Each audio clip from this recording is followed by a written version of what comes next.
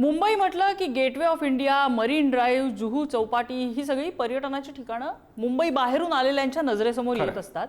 कधी काही जुहू चौपाटी ही मुंबईकरांच्या विरंगुळ्याचं, मुंबई बाहेरून आलेल्यांच्या आकर्षणाचं ठिकाण होतं।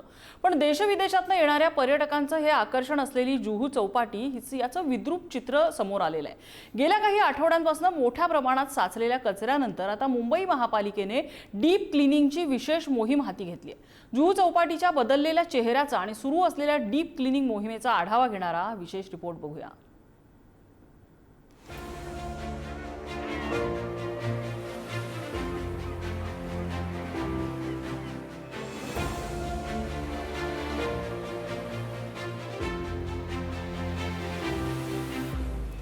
हीच ती जुहू चौपाटी, जिथे समुद्राच्या लाटांचा आवाज, मोकळा किनारा आणि सूर्यास्ताचं मनोहारी दृश्य पर्यटकांना आकर्षित करायचं।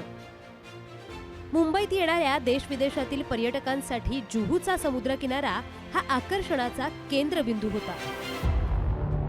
पण काळ बदलला, मुंबई विस्तारली, गर्दी वाढली आणि त्यासोबतच समुद्र किनाऱ्यावर पोहोचणाऱ्या कचऱ्याचं प्रमाणही वाढत गेलं।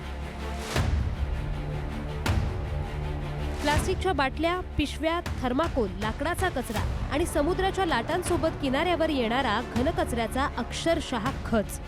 गेल्या काही आठवड्यांपासून या परिस्थितीचा फटका जुहू चौपाटीला बसतोय। परिस्थिती गंभीर झाल्यानंतर मुंबई महापालिकेने जुहू चौपाटीवर विशेष डीप क्लिनिंग मोहीम हाती घेतली।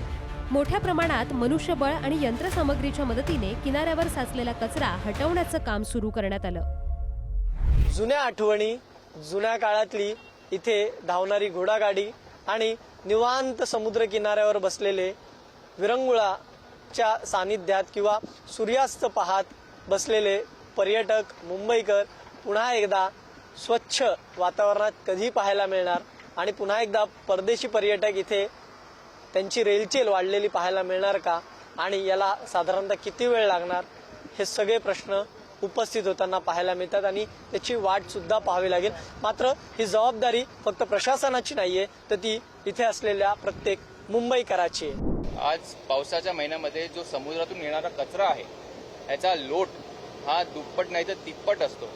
आज साधारणतः दररोज 120 ते 150 टन कचरा समुद्रातून एका बीचवर फेकला जातो। आम्ही महानगरपालिकेचे अधिकारी आणि आम्ही सगळे, मी स्वतः या बैठकीमध्ये हजर असून एक बैठक घेऊन पावसाळ्याच्या दरम्यान ज्या वेळेला कचऱ्याचा लोट हा बीचीसवर जास्त असतो त्याच्यासाठी एक वेगळी उपाययोजना आपण केली पाहिजे, या दृष्टिकोनातून ती बैठक आम्ही घेणार आहोत। प्रश्न फक्त जुहू चौपाटी स्वच्छ करण्याचा नाहीये, प्रश्न आहे हा कचरा समुद्रापर्यंत पोहोचतोच कसा। शहरातील नाले, पावसाळी वाहिन्या, नद्या आणि खाड्यांमधून समुद्राकडे वाहून जाणारा प्लास्टिक आणि घनकचरा आणि त्यात भर म्हणजे समुद्राची भरती, या सगळ्याचा परिणाम म्हणून समुद्र किनाऱ्यावरचा कचरा पुन्हा आपल्यालाच परत देतो। नागरिकांनी कचरा समुद्रात जाणार नाही याची काळजी घ्यायला हवी आणि प्रशासनानेही केवळ कचरा उचलण्यापेक्षा कचरा समुद्रापर्यंत पोहोचणारच नाही यासाठी कायमस्वरूपी उपाययोजना करण्याची गरज आहे। कारण जुहू चौपाटी ही फक्त BMCची जबाबदारी नाही, ती मुंबईची ओळख आहे। कॅमेरामन विकास खवळे यांच्यासह धनंजय दळवी, पुढारी न्यूज, मुंबई।